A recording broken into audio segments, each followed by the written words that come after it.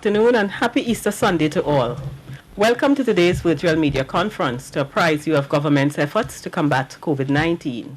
Today with me are the Minister of Health, the Honorable Terrence Deyalsingh, the Minister of National Security, the Honorable Stuart Young, and the Chief Medical Officer, Dr. Roshan Parasram.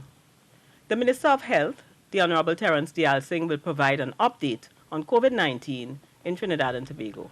Thank you very much, Minister Cox. To my colleague to my left, Minister of National Security, Honorable Stuart Young, Chief Medical Officer, Dr. Roshan Parasram, members of the media, ladies and gentlemen of Trinidad and Tobago. Joyous day to be here, Easter Sunday. We're going to have a little change in the way I report. The Chief Medical Officer will give you the complete clinical report in terms of tests and so on. What I would like to focus on this morning is our physical capacity, our physical assets to deal with COVID-19 in terms of bed capacity, HCU capacity, as we prepare for our second and third waves.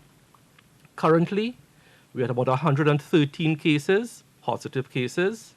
Our first case was at the start of March. And if we use this 113 cases as our first wave, how are we preparing for our second and third waves? Will there be waves or will there be tsunamis that will drown us all? So I'm going to give you the following breakdown. At COUVA, we have a bed capacity of 230. At Augustus Long, which will come on stream in the next week or so, we will have a capacity of 50. At CAURA, we have ramped up our capacity there to now 100. In ARIMA, which will be operational from next week, 94. Tacarigua, 50, which is mainly as a convalescent center. SANGRE GRANDE, 30, mainly as a convalescent center. DEBE UB campus, 96, convalescent center. Princess Elizabeth Center, 13 to support Port of Spain General Hospital, mainly as an isolation center. NAPA, 60, mainly as isolation quarantine for healthcare workers. Balandra, 40, mainly as an isolation quarantine facility and convalescence. Tobago, 75, which will deal with acute, severe, and critical cases. So when you add all this capacity across the 5 RHAs and across Trinidad and Tobago, we get a bed capacity right now of 838. However, in health, as I learned very early, we consider our hospitals to be filled when we start to approach between 80 to 90% capacity. We are not there yet. However, with infectious diseases, we want to bring that percentage down. So let me give you an example. In COUVA right now, out of the 230 beds, 41 are occupied, which means 18% are currently occupied. In COURA, of the 100 beds, 18 are occupied, so 18%. And in Tobago, which I confirmed just before coming on air, of the 75 beds put aside for acute, severe, and critical cases, they don't have a single person in care as a COVID-positive patient. However, in preparing for the second and third waves, because this thing isn't over, in preparing for the second and third waves, we have no idea how many cases we are going to get. Are we going to get 500 cases? Are we going to get 1,000 cases? That all depends now on the population, especially the young men of Trinidad and Tobago, who seem to be bent on destroying the healthcare system by having COVID parties. Our young men, I'm asking the young men this morning to man up. Man up. Be a man. And stop the reckless behavior with these COVID parties and linemen. Man up, because you will drown us all. So, we are currently utilizing 18% in COUVA, 18% in COURA. We are going to be preparing for our second and third waves by increasing capacity And what will be the benefits of this overcapacity throughout the 5 RHAs for Trinidad, and Tobago? 1, you are going to have a more positive cure or recovery effect. Patients are going to recover faster. 2, you are going to have a positive impact on this famous line now, flattening the curve. We have not reached that point yet, but in preparing for the 2nd and 3rd waves, we have to be prepared. And 3, we are going to have a safer work environment for our healthcare workers. So we will be working on the premise that even though hospital capacity is predicated on full capacity at between 80 to 90%, we are going to be dropping that down to maybe about 70, 75%. So none of our facilities will be overburdened and overcrowded, and will have a positive effect as we deal with this global pandemic of COVID. So throughout the healthcare system, we currently have 838 beds. In COUVA, only 18% are being used. COURA, only 18% are being used. And in Tobago, none are being used right now. That is the up-to-date status of where we are and where we plan to be as we prepare for our 2nd and 3rd waves. Thank you very much, Minister Cox. Thank you very much, Minister. The Chief Medical Officer, Dr. Roshan Parasram, will now provide us with a clinical update. Good morning, Honorable Ministers, members of the viewing and listening public. Happy Easter to everyone. So the clinical status update as of the 12th of the 4th, 2020, midday. Total number of positive cases, 113. Total number of discharges thus far, 12. Total number of deaths, 8. Total number of new patients, 1. The total number of hospitalized patients, which are split between COUVA and COURA at this time, 59. There are 18 persons in COURA who are mild to moderate and very stable. In COUVA, there are 41 persons, 36 of which are stable as well, ambulatory patients. Within the ICU, there's 1 person who is not ventilated. There's 4 persons at COUVA in the HDU. And there are further, as we created convalescent type step-down facilities over the last few weeks and months, we were able to discharge 30 persons from the COUVA facility overnight, and they have been stepped down into another facility. Also of interest, 19 persons out of the 22 from Balandra have been discharged home, and 3 persons were positive within that group. They are being held as well together in a convalescent facility, awaiting a 2nd negative test, which will be done within the next week or so. So in terms of my clinical update, thank you, Minister Cox. We'll stand for questions later. Thank you very much. The Minister of National Security, the Honorable Stuart Young, will now speak on measures taken by the government to protect the population of Trinidad and Tobago. Minister Young. Thank you very much, Minister Cox, my cabinet colleague, as well as my cabinet colleague, Minister of Health, Minister Deyalsingh, Chief Medical Officer, Dr. Parasram, members of the media, wider viewing and listening public of Trinidad and Tobago. Blessed Easter greetings on my behalf to your family and yourselves. The sole purpose and objective of all of the measures taken by the government of Trinidad and Tobago with respect to COVID-19 coronavirus from day one has been to protect the population of Trinidad and Tobago. The government has been resolute in how it protects the people and the population of Trinidad and Tobago who are within our borders from day one. At the first outset, the Cabinet of Trinidad and Tobago took a decision that there would be 3 persons who would be appointed to make decisions after consultation with each other, with the clear mandate that we would also consult with the Chief Medical Officer and other medical experts as brought to us by the Minister of Health. That tripartite group is led by the Honorable Prime Minister, Dr. Rowley, and it includes my cabinet colleague, the Minister of Health, and myself as the Minister of National Security. The Prime Minister was very clear over a month and a half ago when he told the population that those would be the 3 positions that would have to be agile and nimble to take the decisions and measures to protect the population of Trinidad and Tobago, and that is what we've been doing with the introduction of measures over time. There are different levels of authority. The government is at one level, and then we have our medical experts at another level.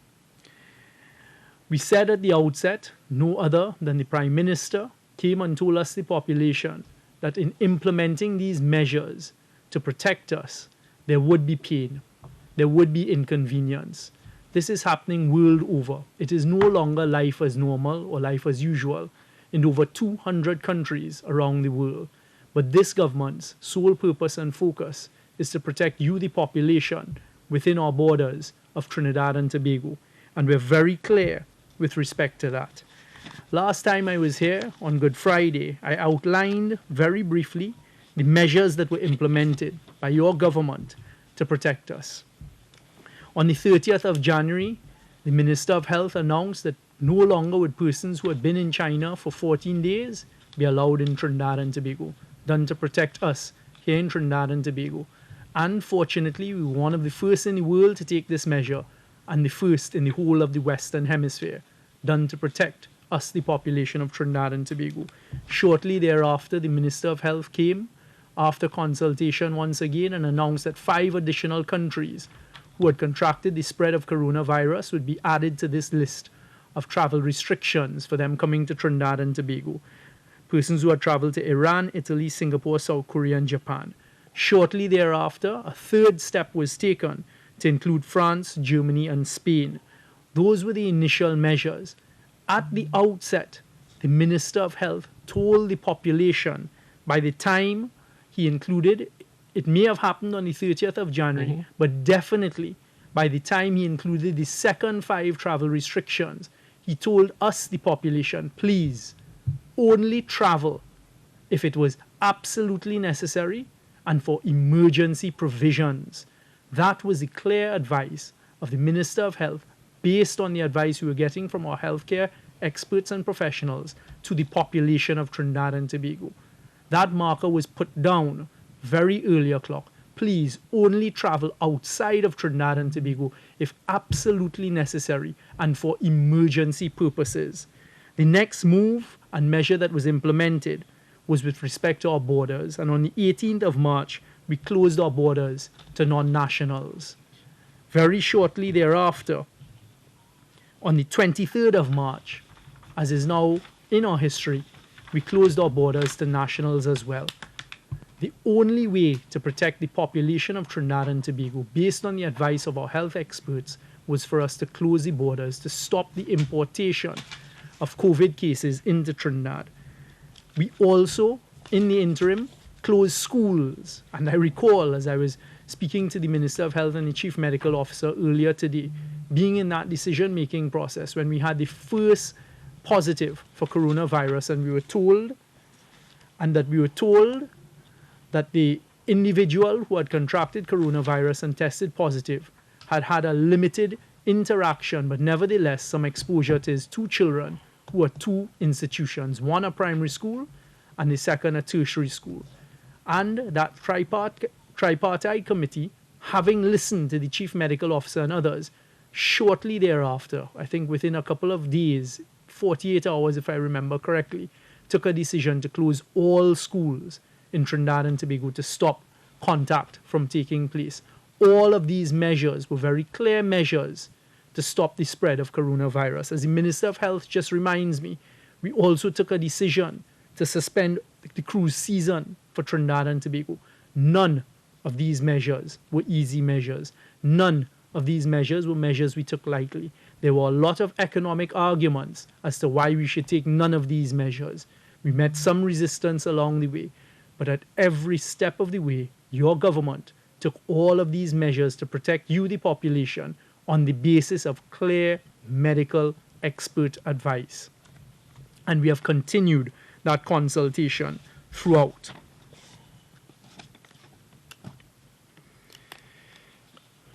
These measures had a level of inconvenience in them.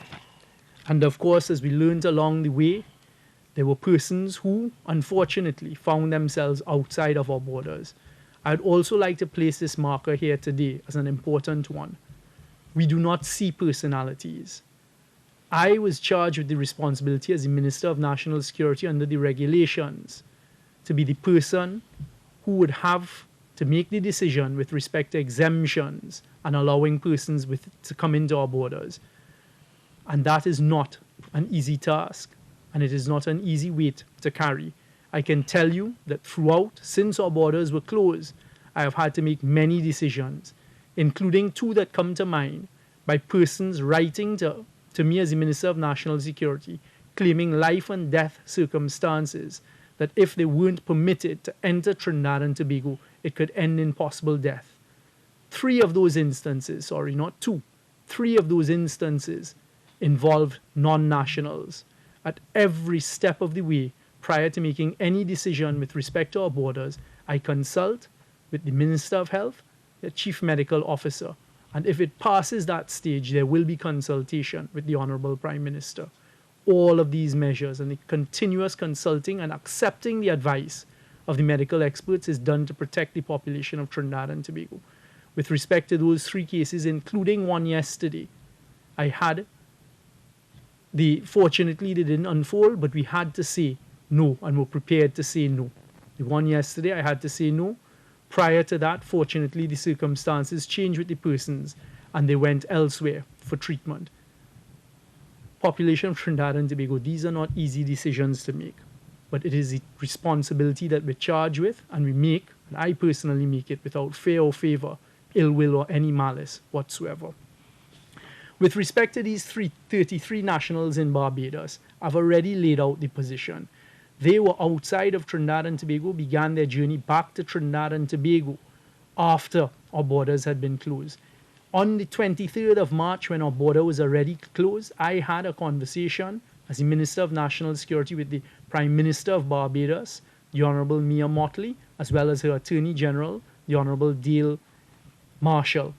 And we had a conversation, and they told me about the mandatory quarantine period for the persons in Barbados who were coming in from the United Kingdom. And it was agreed that our nationals would quarantine there. By then, our borders were closed. There were no flights coming to Trinidad and Tobago. Of course, in these events, once you open that border once, what happens thereafter?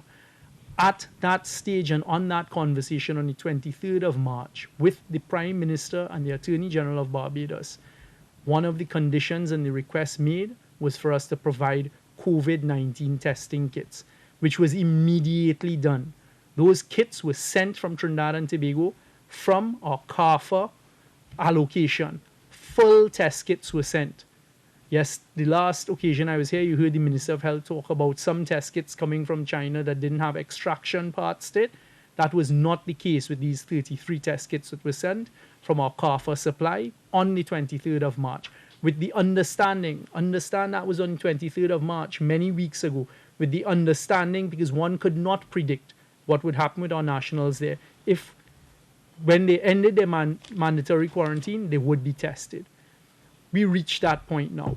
But before then, attorneys at law, Prakash Ramadar, who is also a politician and a member of parliament for St. Augustine, and Mr. Larry Lala, wrote to me as the Minister of National Security, indicating that they represent 33 of these 33 nationals in Barbados.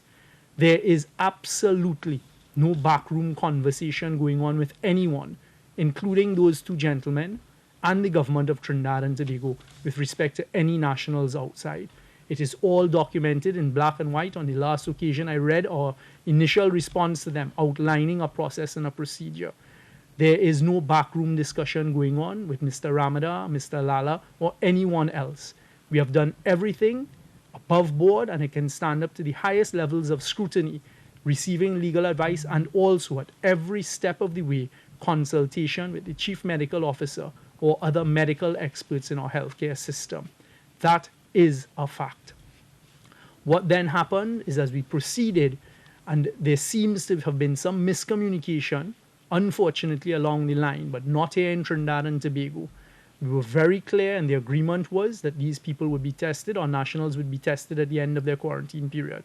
I read to you on the last occasion, on Friday gone, we received the medical letters. They are not medical certificates from the attorneys at law on behalf of these 33 nationals. Those have been passed to the Chief Medical Officer. I received the biodata pages of their passports. That has been passed to immigration. Immediately, I wrote in response to these attorneys at law setting out that it had been passed to the CMO. We are waiting word from Barbados with respect to testing. There was never any diversity of view between myself and the highest level of the government of Barbados that the testing would take place. What I can tell you is immediately upon me leaving here last week Friday, again I was contacted by the Prime Minister of Barbados. She told me that obviously acknowledged that they have the testing kits and that she had found out that persons below that level had taken it upon themselves to take certain decisions that were contrary to the agreement between ourselves and Barbados, and that she had put that back in place and told them that the 33 nationals would be tested in accordance with the kits and the agreement that we had passed on. However, Barbados had a shortage of swabs at that stage. At that stage, I consulted again with our chief medical officer, and it was not that incomplete kits were sent. The complete kits were sent, and part of those kits does not include swabs. Swabs are used in medical testing, not only for coronavirus and COVID-19.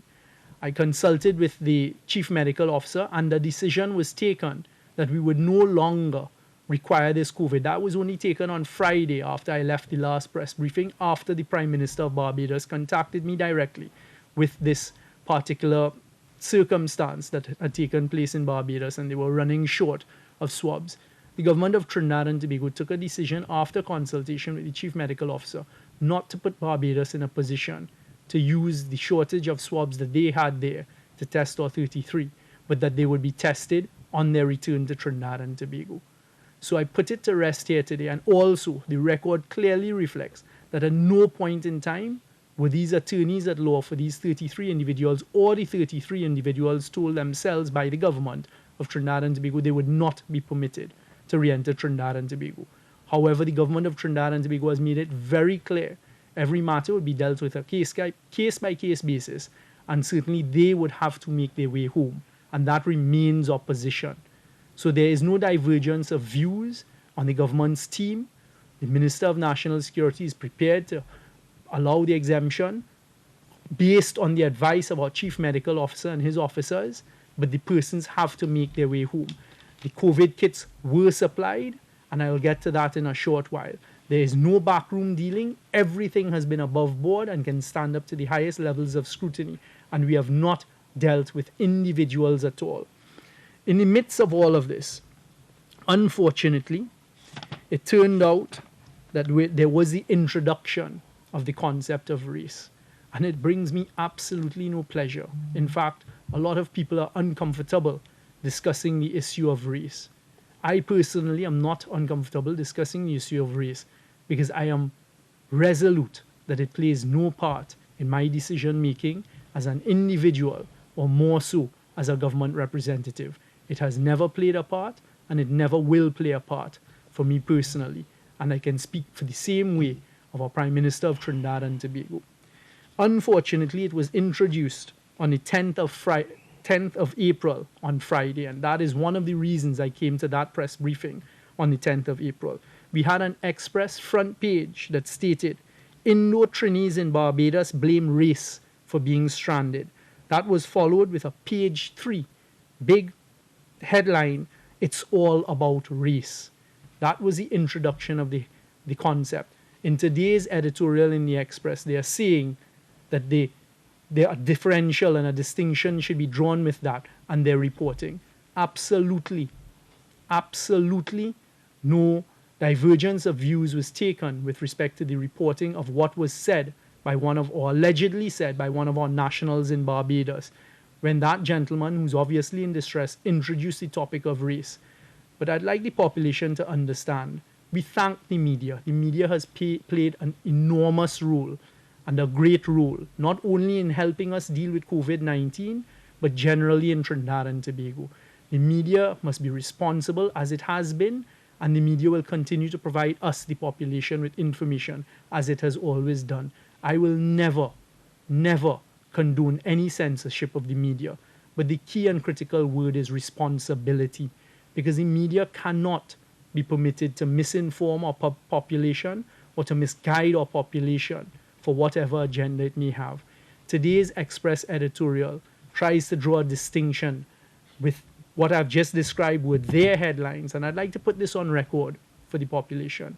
There are two things that an editor can do that is within their sole discretion. The editor decides a headline for a newspaper after the journalist does the article and reports. There was no position taken with the article. It is the headline that is decided by an editor. Secondly, the sole discretion of an editorial, which is supposed to be the highest standard of journalism, is for an editor. So to have here today the Express editorial taking issue with what was corrected on the last occasion, and in particular the race card, is something that unfortunately, once again, I have to correct. They draw a reference to what the Honorable Prime Minister said on a completely unrelated topic when the Prime Minister described why he instructed that national security cancel the contracts for private security earlier in the week, just gone. The Prime Minister saw that racial discord had begun to enter a national conversation at a time when we all need to be unified. And the Prime Minister took a decision he was not prepared, something I fully support and his cabinet fully supports, to allow a change in narrative in a time when we're dealing with a global pandemic and a crisis, a health crisis, to allow race to spin off into a separate narrative with respect to the private security firms. And he said so. He said he did not want racial discord. That has absolutely no relevance in what the decisions were taken for headlines to put, it's all about race. Indo-Trinis in Barbados blame race for being stranded.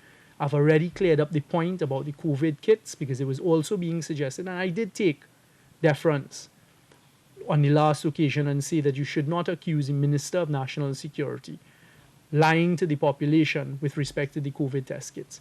Ironically, yesterday's lead story in the Express started off by acknowledging that the government of Barbados acknowledged they got the test kits 2 weeks ago. So that is the end of that conversation. I repeat that this has nothing to do about personalities when we're dealing with these exemptions in a very difficult time. Everything has been done on the basis of health advice. We've always taken advice from our medical experts and the guidance of our public health experts. You've heard the Prime Minister say when he announced the closure of schools in the first instance, and we've seen there's been an extension. In dealing with the measures and how we respond to COVID-19, the coronavirus, it is very fluid, as we've said throughout.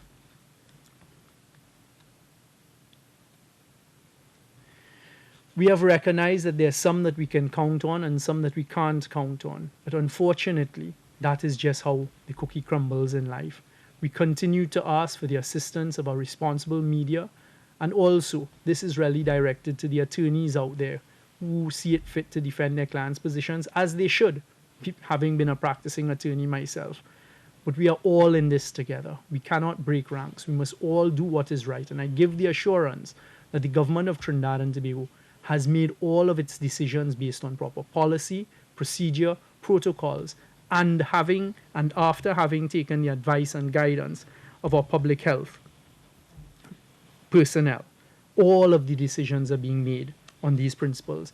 Just before I end, with respect to Venezuela, because there's mischief afoot, unfortunately, in Venezuela right now with some of our nationals. I have been provided with information by our embassy in Caracas that Yesenia Gonzalez and her family have been calling persons in Margarita purporting to be from our government, the government of Trinidad and Tobago, and representing our embassy, the embassy of Trinidad and Tobago, and requesting personal information under the guise that they're organizing for the government's repatriation flight. There is absolutely no truth in that whatsoever. Again, I don't deal in personalities, but this information is very important for us to bring to the public's attention that unfortunately these individuals who decided to go down to Margarita after the 15th of March, long after the Minister of Health said only travel if it's essential and for emergency purposes, and now have found themselves with our borders being closed, they are trying to create mischief. And it is my duty, unfortunately, to draw that to the public's attention. With respect to Suriname, again this morning I've been in contact with the government of Suriname, trying to arrange for nationals there to be medically examined. And it will follow the same procedure as I've outlined before. There are policies and procedures in place based on the guidance and advice of the Ministry of Health personnel. This was the issue that I came here today to deal with and take no pleasure in dealing with. But at this time, it is important that we are all on the same page with the same focus, which is to protect the population of Trinidad and Tobago from the spread of this potentially deadly disease and the global pandemic called COVID-19. Thank you very much, Minister Cox. Thank you very much. Thank you for that comprehensive explanation, and I hope that clears up any misconception. Members of the media, the floor is now open. Remember to identify yourself and the media house you represent before posing your questions. Fern, 91.9. Yes. Right. Hello. Good afternoon. Good afternoon, Vern. Ministers. Happy Easter to the team at TTT that continues to do their work to bring these broadcasts, and to all my other media colleagues. Good afternoon. I just had one quick question for Minister Young. If it is possible for you to identify what criteria or what circumstances will allow for exemptions, is there any benchmark that you are looking at in terms of making the decision? You know, and I think it probably could help to debunk any myth that it is being made on any other kind of guidelines. And Dr. Parasram, if you could give us some information on the 19 persons that were discharged from Balandra, considering that 3 other persons turned out to be positive right before that discharge. How comfortable do we feel that they were not infected, or are the 19 completely safe from, you know, being at risk at all? Thank you. Thank you very much, Vern. It is being dealt with on a case-by-case basis, but as I say, you have certain policies, procedures, all being guided by the Chief Medical Officer. So every time I receive a request for an exemption, the first thing I do is consult with the Minister of Health and his experts, and then they will guide me as to what needs to be asked. So what we ask for persons to do is provide us with some sort of medical evidence as to their condition. We set out to them that really persons are being asked around the world, the best place to be is stay exactly where you are.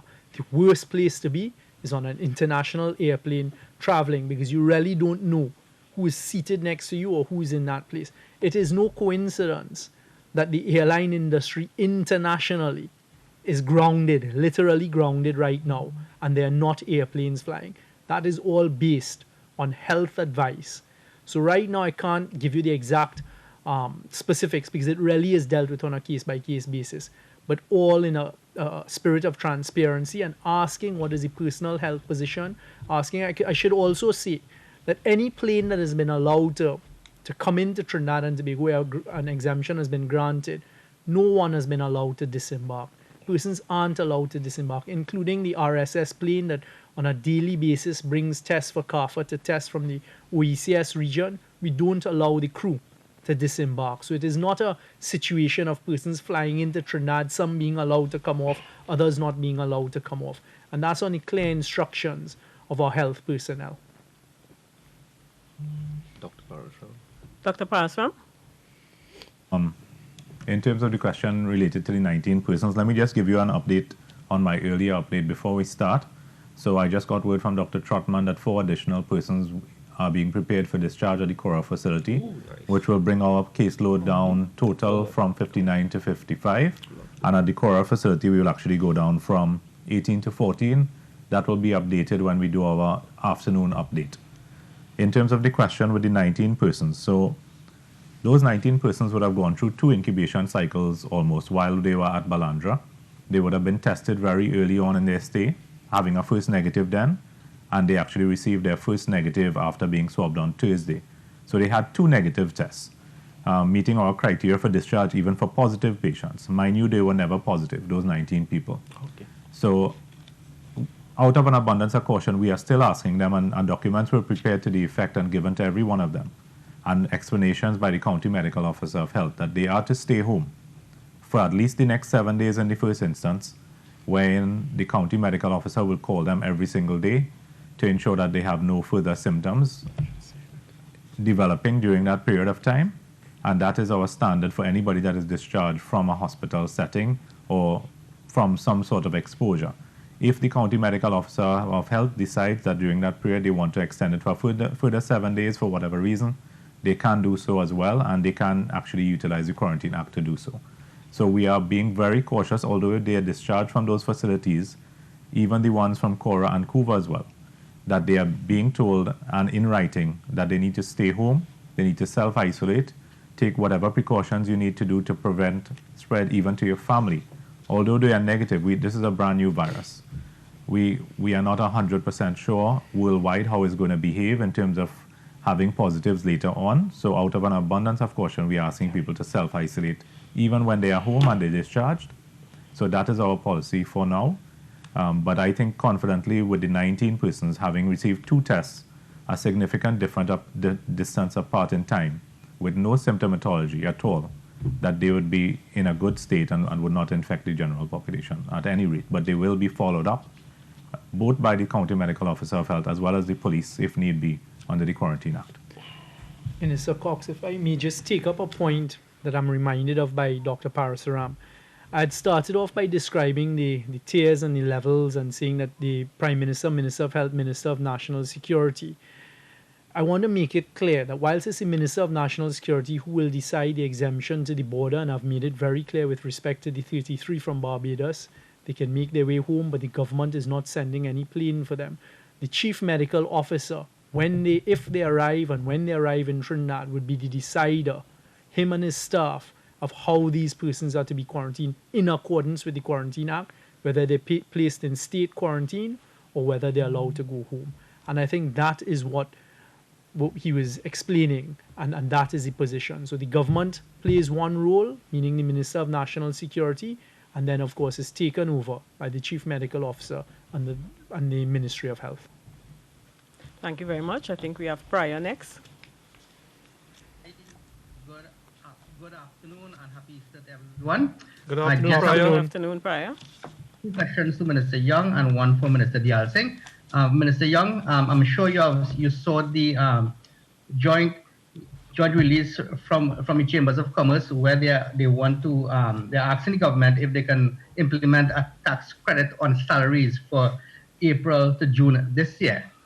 I don't know what is the government, if they're considering that or what is position 1. And from the other side of the spectrum, people are asking for not an exemption, but maybe an exemption and a cancellation to the payment of mortgages, loans, and rents in the private sector because this COVID-19 has been compared to a war.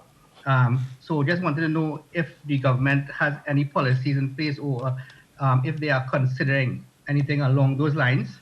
And for Minister Deyalsingh, you spoke about the first wave and the second and third. Can you describe what you would say is the first wave? And if we are looking towards a second and a third wave, does it mean that the stay-at-home measures is not really working?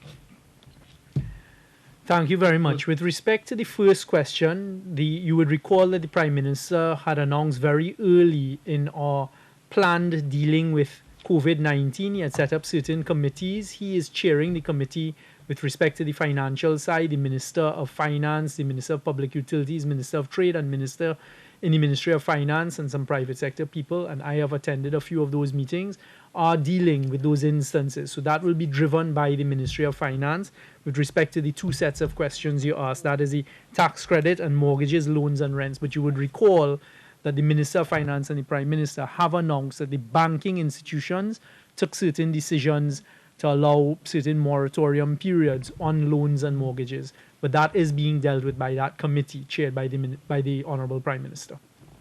Okay, so Prior, thank you for your question about second and third waves. We have to pay attention to what is happening globally. Every country around the world is experiencing numbers of COVID cases in waves, if you must, or if you will.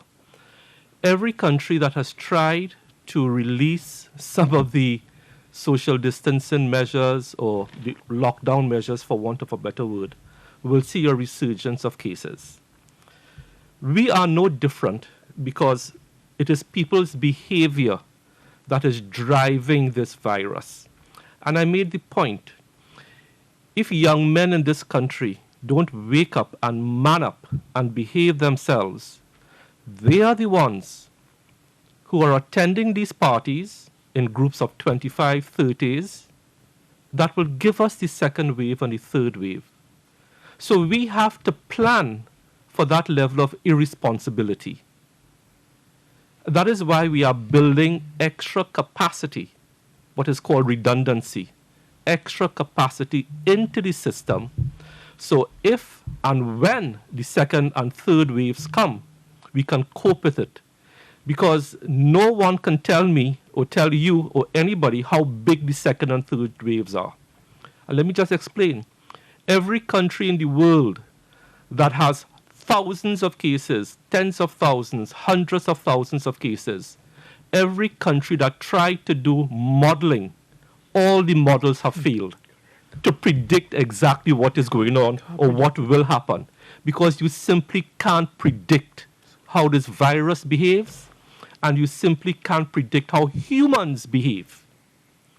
And if we continue, especially our young men who I am asking to man up and be responsible, they are the ones that are going to drive the second and third waves. If it drowns us, I put it on their heads. But we are prepared. We are building redundancy into the system. So if and when we get it, we can cope with it. Thank you very much, Prior. Thank you very much. We go to Peter Christopher, Guardian. Hi, good afternoon. Peter Christopher from Guardian Media. Afternoon. Afternoon, Peter.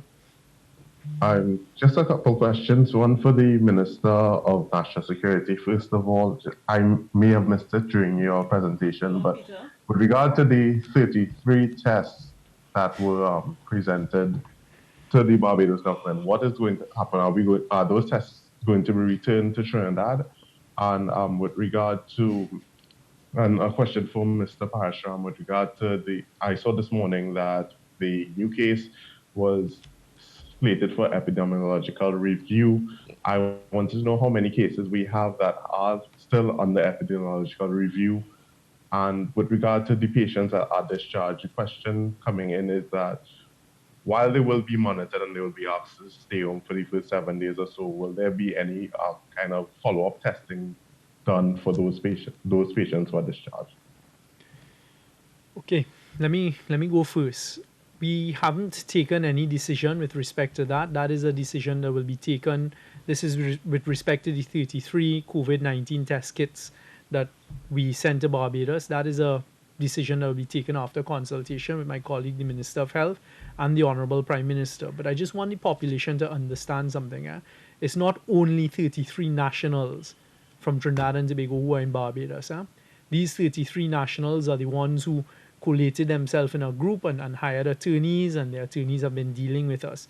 There are other nationals of Trinidad and Tobago who are in Barbados, and they will have to make their request for exemption the same way and according to the same process and procedure.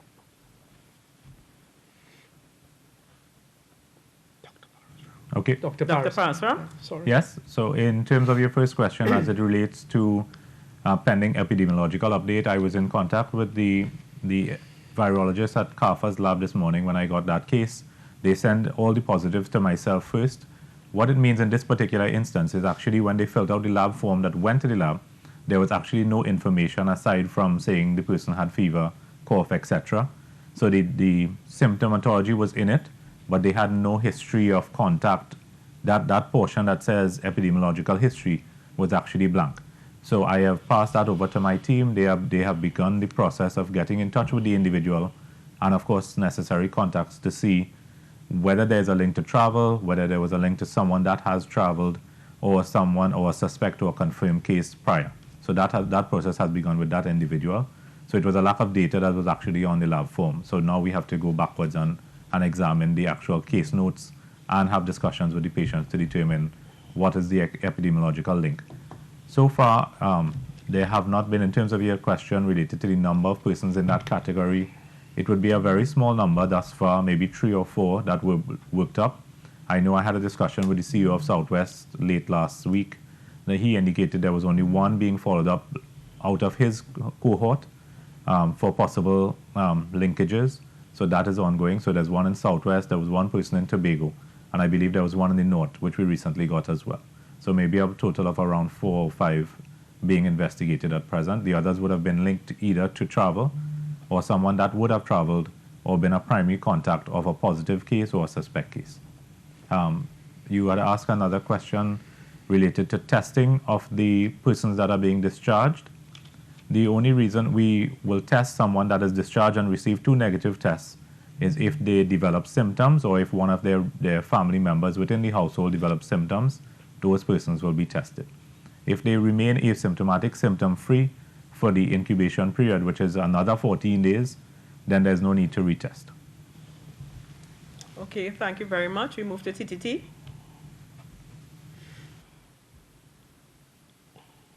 Good afternoon. Good afternoon. I have 2 questions. One for Identify yourself, please. Oh, sorry, Ian Wilson, TTT. Hello, Ian. Good morning. I have 2 questions actually. One for the CMO, Dr. Parasuram, and one for the Minister of National Security, Stuart Young. Dr. Parasuram, just for the sake of clarity, I heard you mention earlier that 4 persons are being prepared for discharge. I just want to clarify if they are being discharged from COURA into a convalescent home or out of the system if they're going to be discharged. And Stuart Young, yesterday the Minister of Health did mention that he would have seen some police officers talking or disturb some young guys. And of course we have the COVID party. I don't know if you would have been debriefed by the Commissioner of Police yet, but do you have any information about any figures about persons who would have been breaching the lockdown order? Okay. Who will go first? Dr. Parasuram, I taking it first. First of all, Ian, thanks a lot. But there is no lockdown order. So I want to avoid the use of that language. There is no lockdown order. There's no shutdown order. What we're doing is asking persons to stay at home. The regulations are very clear, and I'd like to use this opportunity to thank our Trinidad and Tobago Police Service, who have been doing a tremendous job, as well as our Defense Force in support. But the Trinidad and Tobago Police Service have been doing a magnificent job in really trying to get people to do exactly what Minister Deyalsingh and the CMO have been asking them to do: stay at home. So when I heard Minister Deyalsingh talk and describe about what he saw yesterday on the way here, and he's just told me, unfortunately, he saw it again, what it shows is that the police service are doing their work. The first port of call will not be to arrest persons and to charge them, but really tell them to go home, stay at home. And they really are putting an unnecessary strain on resources, not a physical strain, but why should the police have to be asking people to behave responsibly? So I thank the police service, the Defense Force, and all other frontliners who are doing this. You would have seen the police are doing their roadblocks, not only in front of police stations, but throughout the rest of Trinidad and Tobago, and we're continuing to deal with other issues related to their normal work. So people, please stay at home, stay safe, stay alive. The Minister of Health is telling me go and monitor the Uriah Butler Highway. I just saw it again. He just saw it again. We are also using technology, right? And I'll leave it at that. But please, people, just listen to what the Minister of Health and his experts and the Prime Minister have asked us to do. Stay at home. Dr. Right. So in addition, so in terms of the 4 persons that are awaiting discharge, when we use the term discharge in our reports and updates, it means actually discharge to their home. So those 4 persons are being prepared for discharge to their home. When we speak of step down, so we would have had persons that would have been stepped down to various facilities. Overnight, we would have had 30 persons going to one facility, and we actually had step down of another group. Maybe last week, 17 persons coming out of COUVA going to COURA. In terms of convalescence, it means that they're medically fit. However, we are waiting for their 2 negatives before we can get them home. So these 4 persons would have gotten their 2 negative tests after being positive, and they are now ready to go home. And again, just for clarity, in terms of the discharge of the 19 people from Balandra, those persons were never positive for COVID. They never had symptoms. So they weren't counted as a positive case in any form or fashion. So you would not see 19 coming up on the discharges because they were never a COVID positive case. So just to clear up that discrepancy. Thank you very much. We move to wire 868. Good afternoon. Yes. Hi, good day, Lasana, like good wire 868. Good afternoon, Lasana. I'd like to ask a question of Minister of National Security, Stuart Young. The Express editorial today gave a view in defense of its story, and you gave your view in response to this fine. Just the suggestion that your view corrected theirs as a MAT member, I just wanted to point out, made me a little bit uneasy. I think that we should be careful in how we respond to the media in that sense. You know? My question though, what was the procurement process for the 4 security firms that were selected? You know, we still haven't heard which neighborhoods were patrolled for the 2 days that they were in operation, and what was the exact cost of those patrols? Thank you. Okay, first of all, let me say that there's absolutely no censorship of the media. So I don't know what it is exactly that you're suggesting. However, the media, like the rest of us, are not immune to being corrected, and I corrected them in a most respectful manner. And it is important that we all report the facts responsibly, and that is all that was done. With respect to your questions, which are now matters of the past, as I said at the time, and as I'll repeat here, I went back to a cabinet decision. A cabinet sat in February 2014 and chose those 4 firms and chose the neighborhoods that those 4 firms would patrol. So it was based on that cabinet decision that a decision was taken to reactivate that project and to get those same 4 security firms to patrol those same 4 sectors of Trinidad. Are you okay? That's it? Yeah. Okay, good. I think I'm seeing Lasana still speaking. You have a follow-up? Yes, I do. Go ahead, please. Are you saying that we need to go back to that cabinet note, or that we need to ask the National Security Minister of 2014, just to get a simple question about which neighborhoods were patrolled for the 2 days? Why can't you just tell us right now those 3 answers? If I were to, there's absolutely no problem in telling what those neighborhoods were. It is a very, very long list, as I say, starting in the west, going straight across the east of Trinidad, the whole of the northern, the central, and the south. It is a very long list, and we have absolutely no problem in providing that. This is a project that came to a halt in less than 48 hours period, but there is absolutely no reason why that can't be provided. And it will be provided. I don't have a problem with that. Okay, I go to Newsday next. Hi, good day. James Bubble from the Newsday newspaper here. I have questions. One for Minister of National Security Young, which is, I know you would have referenced earlier certain people posing as officials from the Embassy of TNT who are, I guess, passing themselves off as such, and they are reaching out to nationals in these countries. Are they liable to face any criminal charges, or has an investigation been launched into them? That's one. And the second one for Minister of Health, Terrence Deyalsingh. I know that you echoed some sentiments last week where you called on people to return shipments of hydroxychloroquine and chloroquine that they would have bought. Do you know if any of them have returned that as yet?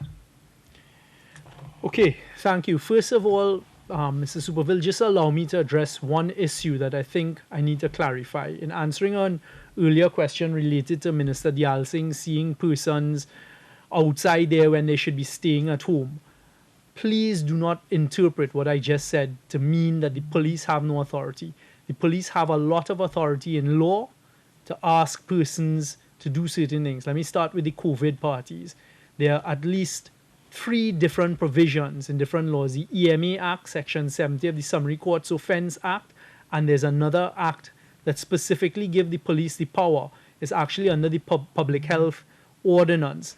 In a time like this, when the police believe, where we have a stay-at-home provision under the Public Health Ordinance and regulations, if the police believe that persons are putting other people at risk in a public and a pandemic such as this, they can act, and they can arrest persons who are breaching these provisions and who they think are putting us in an unsafe position. The EMA Act in Section 70 deals specifically with persons who are having loud gatherings or parties in places, especially now the regulations also. If persons are in some of these guest houses and some of these other places that we're finding them in a gathering of more than 5 without being an essential business being carried out, the police can act under the regulations. So the police have powers, and the police always have powers if they believe there's going to be a breach of the law or breach of the peace. But in a particular situation that we're facing right now, where there's a pandemic and we've implemented regulations under the public health ordinance, that same ordinance gives the police the power to enforce and to intervene to protect the public from the spread of any virus, in this case the COVID-19. So the police have a lot of powers under the existing law, but now in addition to the public health ordinance.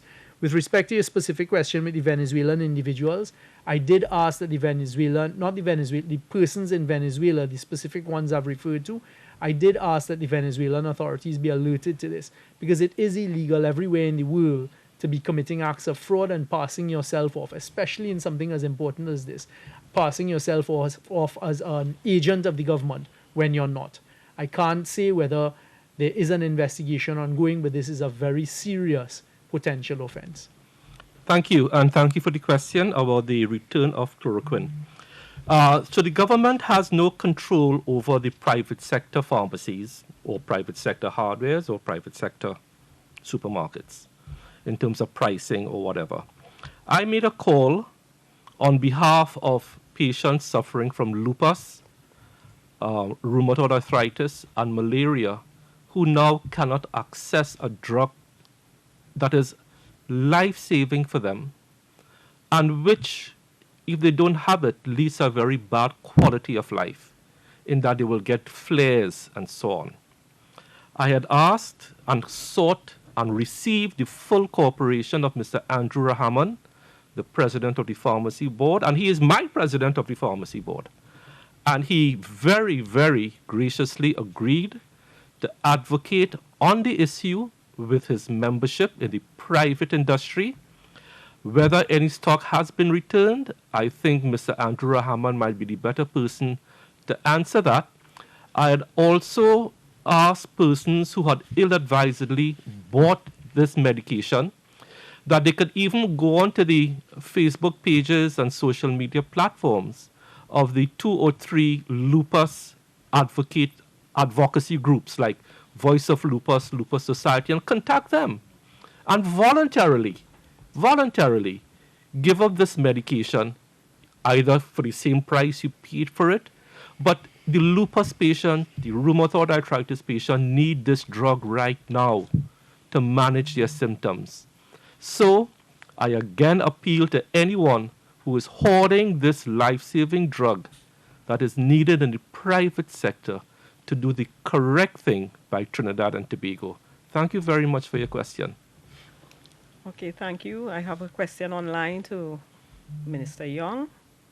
Will there be any penalties for owners of guest houses, hostels that encourage patrons to party at this time? Thank you very much, Minister Cox. That is a current concern of us in law enforcement. It is a discussion that I've had with the Commissioner of Police and his men in our daily briefings, and the Commissioner of Police has received legal advice and is pursuing it. The answer is yes, because if you're encouraging and you're aiding and abetting in persons breaking the law, you are criminally liable. So the Commissioner of Police is currently seeking the necessary advice with respect to the criminal law to go after persons who own these establishments that are encouraging people to break the law, which is a law even outside of the COVID-19 that we're facing, but now the COVID-19 regulations as well. So I hope to see persons charged for it in the not too distant future. Thank you. Thank you very much. Loop, TT? Hi, good afternoon, everybody. Good afternoon, Nika. Dr. Parasram, I'd just like to get some clarity on the people in Balandra that you had mentioned. Is it that the last 3 cases had a first negative and then their second test was positive? What can you tell us about the epidemiology there? Does it tell us anything new?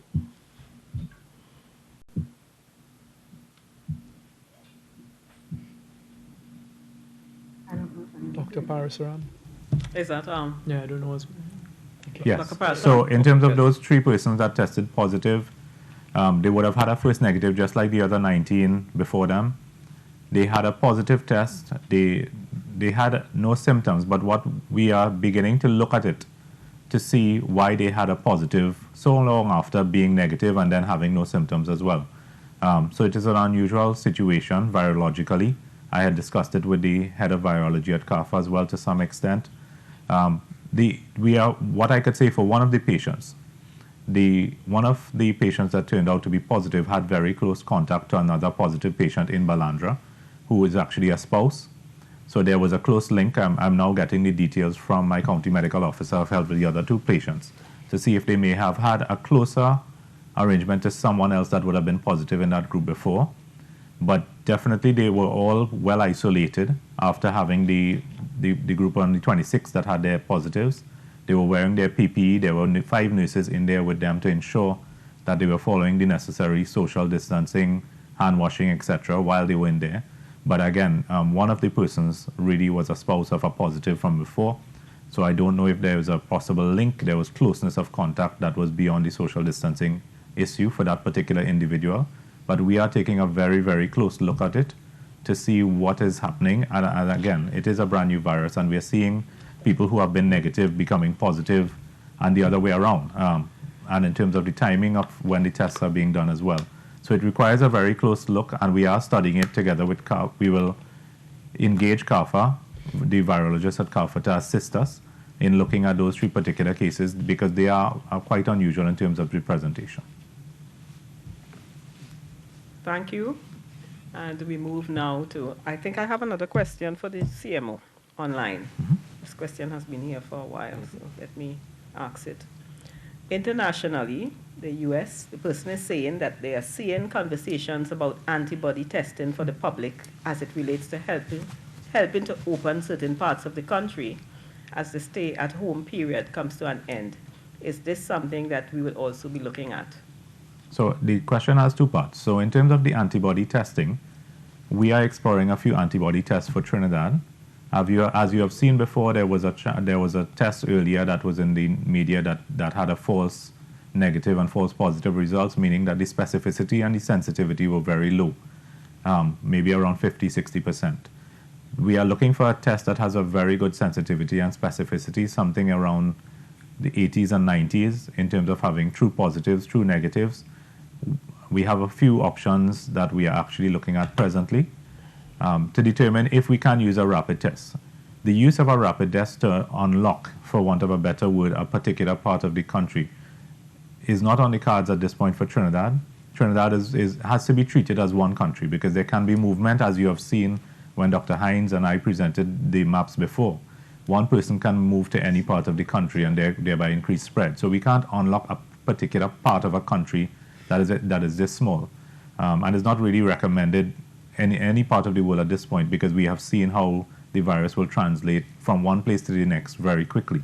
So it will not be used in that regard. However, we are looking at antibody testing if we get a very good test in terms of sensitivity and specificity so that we can ramp up testing, at least as a screening tool in the first instance.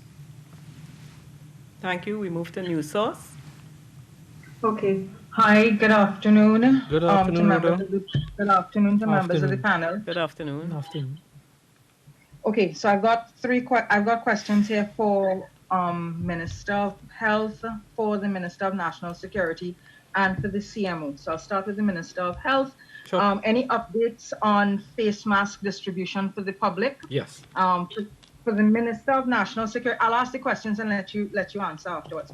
For the Minister of National Security, the relative of someone who is on a rig or in the waters of Suriname message to ask if there's any update at all on whether or not the nationals that are working on that rig are yet in a position to come home. The background details, as she has given me, is that the company they work for has written to the state, and so they're just waiting to find out whether or not they're getting approval to come home, whether it is via cargo ship or via flight.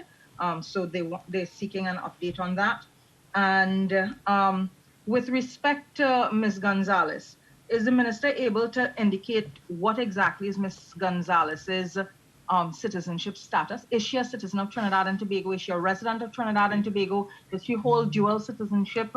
And has she breached a crime under our Constitution? And if so, will the state be investigating?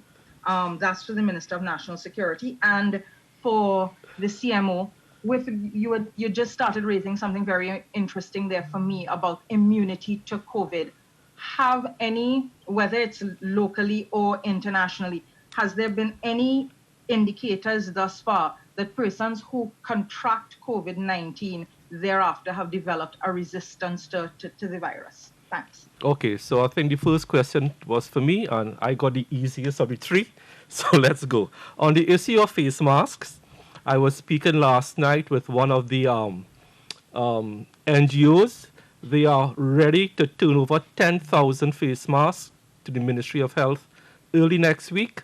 Soon as I get them, they go directly to field and they will distribute. However, Rhoda, you could do like me, take an old T-shirt, rip it, and you have a face mask. Everybody has an old T-shirt at home. You rip it, you double it, and you do like me, and you have a face mask. So we could do that whilst we wait for field to distribute from the first 10,000 they are getting next week. Thank you very much. Okay, thank you. I think there. Yes, thank you, Ms. Barra. The first one about a relative on a rig in Suriname, I can't tell you off of the top of my head that I'm aware of that situation at all. There are a number of persons who are on different rigs, supply boats, vessels all over, and I'm not sure exactly what are the circumstances with respect to that. Any flight to come to Trinidad from Suriname will have to be arranged by them, and we will go through the exact same protocols, policies, procedures that I've outlined before, which is we would need to know their medical condition and these types of things. And I'm not sure that that rig has anything at all to do with Trinidad, because I know they have their own rig situation in Suriname and their borders are also closed. But I am in touch with the Minister of Justice and Minister of Police of Suriname. With respect to Ms. Yesenia Gonzalez, as I said a short while ago, I am not here to deal with individuals. I drew reference specifically to her and her son because it was drawn to my attention by our staff down in Caracas, but I'm not going to use this public forum to describe what sort of status she has, residential, dual citizenship, etc. here to single her out and to draw into the personalities. I just want people to know that this is some of the mischief and one instance of mischief that's taking place elsewhere. With respect to the breach of law, I am not going to advise myself. If there arises any breach of the law or any criminal breach of the law, I'm sure that the police and the DPP would be the ones to deal with that. Thank you. Thank you very much. Dr. Prasram? Your third question, as we speak to immunity gathered from an infection. So there are many viruses. This is a virus that belongs to the coronavirus subtype, as we have seen. Certain viruses, when you get infected, give you immunity for a certain length of time. For instance, if you have for the common flu that we know of, there's usually a seasonal sort of immunity. So that's why we get the flu shot every year. So that will give you immunity for maybe a particular year. There's some level of immunity. There are some viruses, when we get it, for instance, certain subtypes of dengue, that will, once you have it, you have immunity for life for that particular subtype.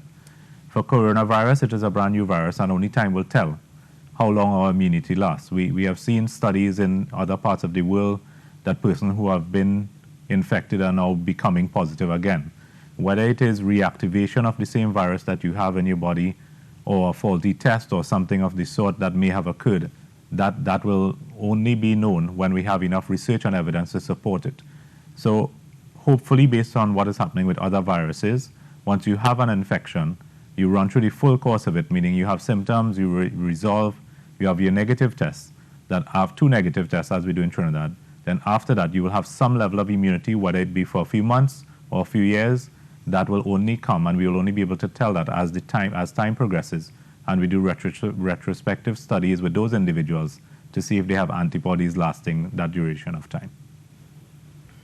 Thank you very much. I have a question for the Minister of National Security from online. Please ask Minister Young to clarify for the public the public health ordinance which prohibits gatherings of more than 5 in public places.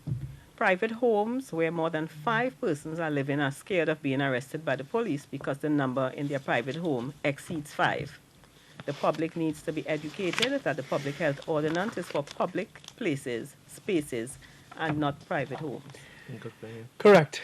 Thank you very much, Minister Cox. So that's a good inquiry. First of all, it is the regulation number 9 that was signed by the Minister of Health a few days ago that now regulates the gathering in public spaces, where we've said that you can't gather in a public place where the number of persons gathered at any time exceeds 5. So that deals with that. With respect to persons being fearful that they have a family of more than 5 in a private residence, there's no need for you to be fearful because you wouldn't be involved in any breach of the law. What I was specifically referring to is when you have large gatherings that it is obvious it is a party environment taking place. Under Section 70 of the Summary Courts Offences Act, the police have certain powers. The EMA, along with the police, also have certain powers where there's a breach of peace, it's a public nuisance.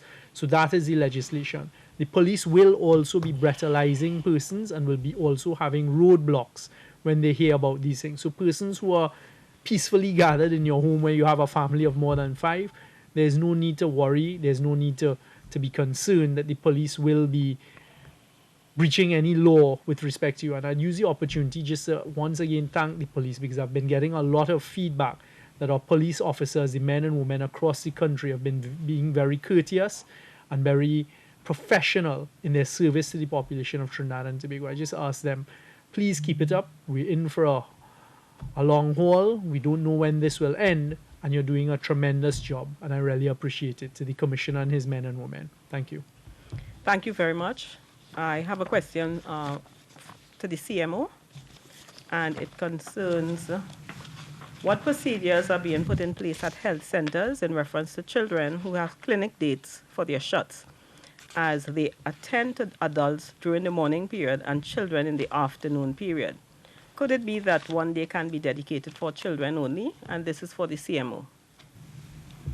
Okay, so the procedures put in place to prevent any sort of infection, whether it be COVID or H1N1, for children in particular, there are 2 things. Right now we have a triad system where there's a separate triad. So as soon as you enter the facility, there's supposed to be a sign up that says fever, cough, cold, those kinds of things, you go in one direction. So it is from the outset, as soon as you enter, we're separating out persons that are presenting with an influenza-like illness separate from the children. So that's one way at the start we're actually preventing any infection to those children. We also have DHVs who do home visits from time to time. So if you have children, they will actually go to homes and do immunization if need be. They do home checks. In most clinics across the country, there will be a particular day that is called a child health clinic, and that is 1 day per week. So that already exists. If you're seeing adults in the morning session, it possibly means that maybe adult is coming in as a walk-in patient with some sort of illness. And mind you, if they are doing that, and they have a viral-like illness, they will be channeled into the triage area. So there's no risk of infection to the children. So most of the clinics already have a day designated for children. Thank you very much, Dr. Parasram. At this time, I'd like to call on the Minister of Health to give us his final statement. Thank you very much, Minister Cox. Thank you very much, Minister Young and Chief Medical Officer. As we close off today's press conference, I indicated earlier that we have built out 838 hospital beds of varying types to deal with COVID. 838. That has come at tremendous cost to the country in this time of low economic activity. It has come at tremendous cost to healthcare workers. I want to ask the population now, as we prepare for the 2nd and 3rd waves, which will come, to partner with the government. The government has done its part. The Prime Minister has led this step by step very carefully. The public health officials have been leading this. This partnership can only work if you, the population, marry with the government in a union so that we could avoid a pandemic response avoid a tsunami of cases in the second and third cases.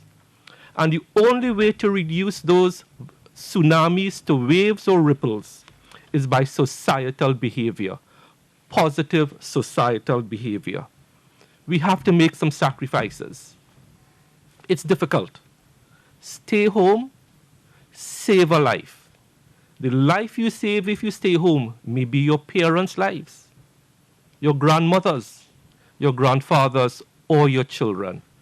I am asking everyone, especially the young men of Trinidad and Tobago, whom I see are hell-bent on crashing the system, to man up, stop and think, and let us together save Trinidad and Tobago. Thank you very much. Thank you very much, Minister. And we have come to the end of today's virtual media conference. And do remember that the Ministry of Health and the Ministry of Communications are your only credible sources of government information on COVID-19. And as we go, I would like to wish everyone a blessed Easter.